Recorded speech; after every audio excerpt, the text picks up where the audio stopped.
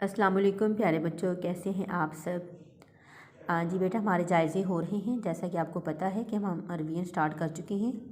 लाहौर की यादगार इमारतें का मुकम्मल जायज़ा हो चुका है। आज हम जो जायज़ा लेने जा रही हैं मैम आपसे, वो है नीले पीले मोज़े। बहुत ही छोटा सबक है, इसमें अल्फाज मायनी हैं, सवालात के जवाबात हैं और साथ में अल्फाज जुमले हैं। बिल्कुल शॉर्ट सा ये सबक है, ठीक है। तो सारे बच्चे खोलें, अपनी अपनी कापियाँ खोलें और मैम ने आपके लिए बोर्ड पे जायज़ा लिख दिया है। सारे बच्चे अपनी कापी पर से नोट करें। ये है बेटा आपका जायज़ा, कुल नंबर है 12, ठीक है। 2 नंबर है लिखाई के, उन्वान आपके हैं नीले पीले मोज़े।